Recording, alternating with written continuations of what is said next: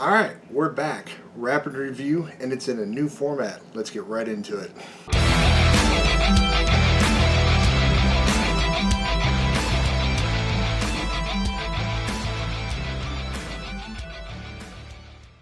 What's going on, everybody? Welcome back to another video. As you heard at the top, we're changing things up here on the channel. If you've watched rapid reviews in the past, they weren't necessarily the most rapid thing in the world. We just like the alliteration, so we kept the title. Normally I would focus on like one issue and I would go really into detail and be very spoiler-like. Well, we're not going to do that anymore. We decided to do more like what you would see on in-stores this week over on The Experience, where I'm going to talk about multiple comics, usually about 4, maybe 5, and just kind of go over general thoughts about them, if we like the art. Not really going to tell you too much about the story so that you can go read it and see what you think of it for yourselves, and just kind of go from there. Just a lot less spoiler and just a lot more, general, kind of rapid, so to speak, so that we get the alliteration in there. So I have 4 for everybody this week, but before we jump into the comics, if at any point you like what you see or hear during the video, please be sure to subscribe and hit the notification bell. Also hit that thumbs up, as that really helps us out with the YouTube algorithm. Boy, I cannot speak today. With that said, let's jump right on into our first comic. Alright, so first up on my list this week is a comic called The Hunger in the Dusk, #1. I wasn't really sure what to expect from this book. The cover definitely does a good job of giving you an idea of what's going to be inside. And for me, when it comes to stories like this, where it's kind of medieval, you had some of your mythological creatures, I'm very hit or miss because it's not 100% my thing. I do like it if it's done well, but then other times I've just been completely out of it. So yeah, I wasn't really sure what to expect, but this was a really cool book. Solid opener, had really good pacing, just enough action mixed in between the backstory that they're trying to present to you with this universe, which essentially what this is humans and orcs are coming together to form an alliance to defeat a common enemy that has basically been kicking their butts. That's kind of the very beginning of the book, where you see 3 orcs probably about to try and take over a human village, and they get attacked by this new enemy, and it just completely destroys the 3 of them. So, and the art itself fits the vibe 100%. Love the colors. Everything is well drawn. It's actually a very consistent look from page to page, and like I said, the pacing itself was perfect. I like a book when it's paced well. You don't get too slow, you don't get so fast where there's so much going on that you're really not sure what to think.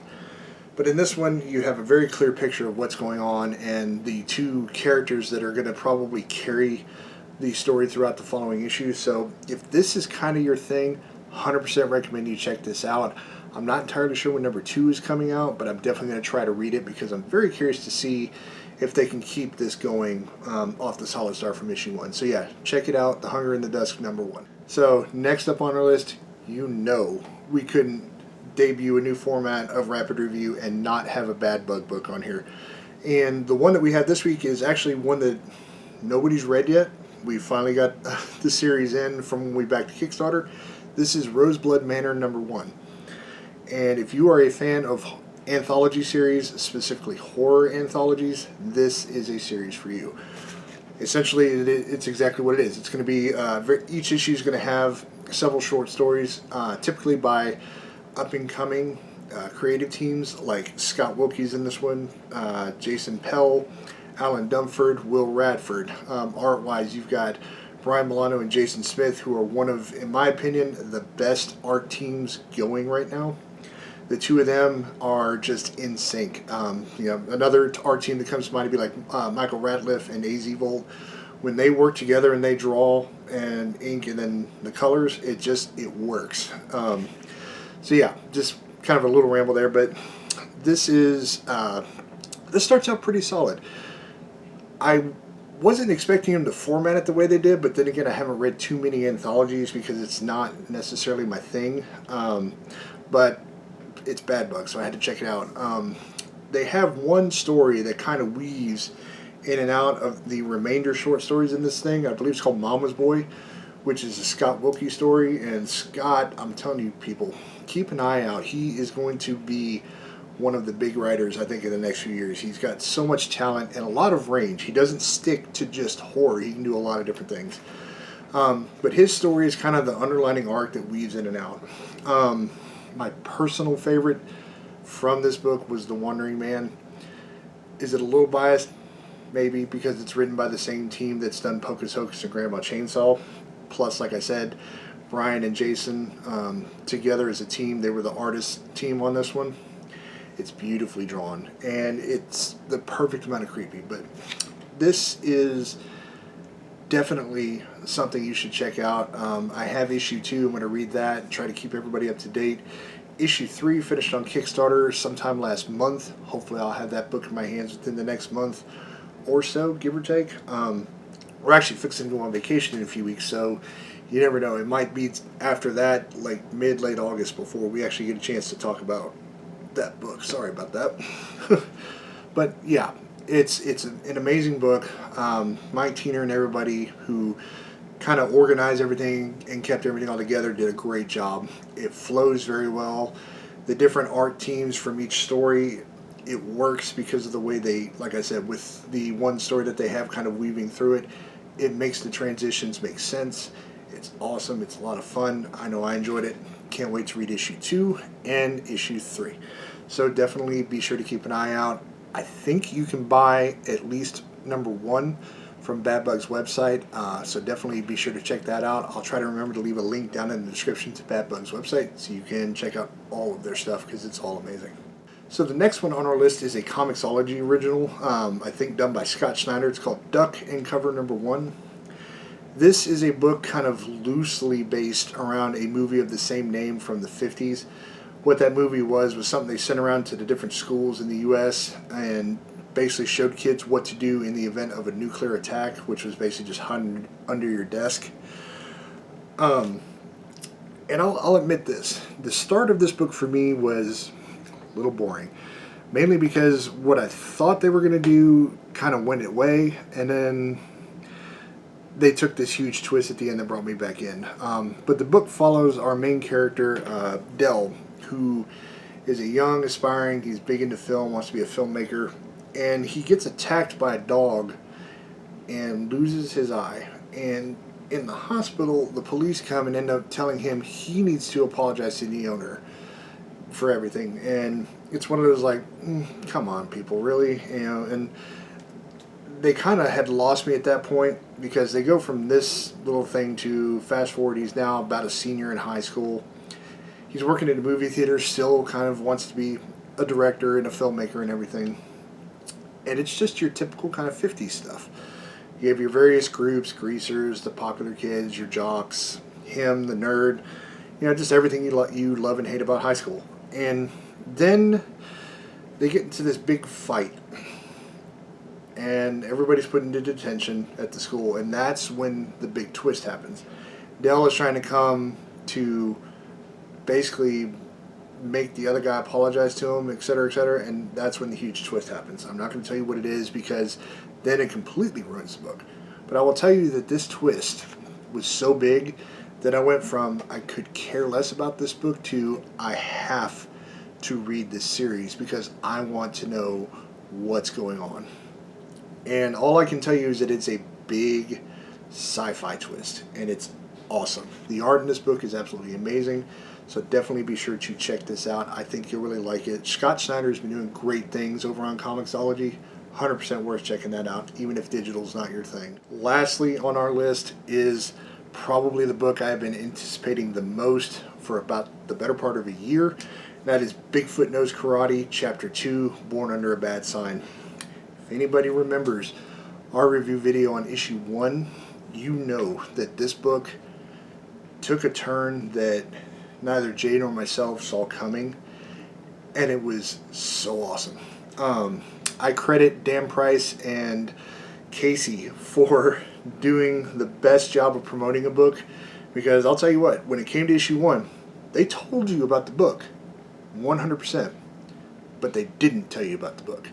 And what I mean by that is what they were telling you about was basically the first half maybe 3/4 of the book. They didn't tell you about the twist, and that's awesome.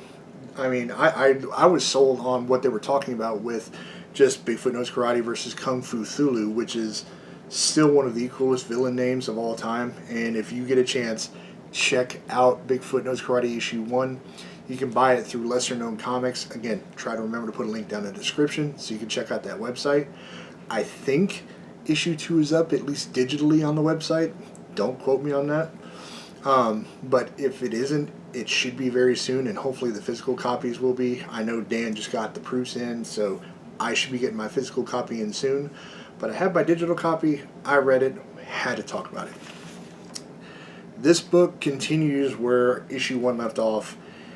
It is one of the craziest books you've ever seen. It is an amazing sci-fi kind of warrior story.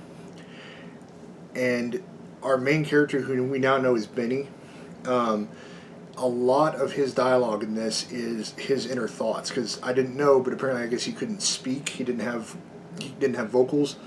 So most of what you're getting are kind of, I guess, nightmares or what's going on in his head with inner monologue. So that's a lot of his story in this issue. And then, of course, you have the action that's hanging on around him. You have so many, like, amazing kind of these big sci-fi characters. I can't say kaiju because they're not giant, but just these weird monster-like creatures. And then you get introduced to a new character that looks like she's going to be awesome. And I'm just excited. The art is one of the best parts of this entire series. The phrase, someone has more talent in their finger than you do in their entire body, this really applies to Dan. If you ever get a chance to watch him, he goes live a lot on Instagram. And you'll see him drawing, especially for Bigfoot. Most people, when they draw digitally or even, the old style, it's pencils, pens, and inks that were a stylist using it. Dan uses this finger right here, and he draws, and it amazes me that he can do what he does as accurately as he does with a finger. But it's so cool. So if you get a chance, just kind of watch that. But back to the book. You have to see this. The pacing in this, again, was solid. They moved the story in just enough of a direction that you're like, all right, cool, this is what's going on, but at the same time you're like, what's going on? They're doing a very good job of kind of giving you enough of what's going on, but leave you questions in the best way so that you're ready to check out the next issue and hope that you get those answers. Yeah, this is definitely, if I had to give you a pick out of the 4 books, this is the pick of the week for me. Definitely check this out. Hopefully, like I said, if it's not up digitally on lesser known comics, it should be soon, but definitely check out issue 1. You definitely want to see that as well. Also be sure to just kind of search the channel. You can see where I talk about that book on here if it's just anything you want to hear about. And then if you do get it, let me know. Let us know in the comments. We want to know, let Dan know, what do you think of this book? But I really want to know if you've read any of these books. What do you think of them? Do you like them as much as I do, or are you kind of on them? When it comes to this new format, do you want to see less of us being like, yeah, we really like this book? Do you want us to cover books that maybe we didn't like quite as much, but give you a reason maybe why we didn't like them? The one thing I will definitely say is we try to keep it positive, hence why you've really never seen like a negative review. One of those, if we don't like something, we don't want to post a negative light on it, because no matter what, and I will say this now, no matter what, in comics, whether you like something or not, there's pretty much almost always going to be somebody out there that likes the book. So even if you don't like it, try to tell the people you're talking to, whether they're reading or watching a video like this, maybe who it might cater to, just because you always want to try to get it to that person that wants to read and enjoy the book. So that's just kind of my little side positive note. Let's just try to keep it positive for the community. And lastly, what do you think of this new format where we're going to talk to you about multiple comics and just kind of a little glaze over them a little more, let you know, more or less whether we liked them or not, and this and that. And we're going to keep trying this format. It just seems to work. Something I've grown very comfortable with. I know Jay's really comfortable with it. Yeah. So before I continue to ramble on and start repeating myself even more than I already am, I'm going to get out of your hair. I hope you enjoy the rest of your week. Please stay safe, stay healthy, and I will catch you next time. Later, everybody.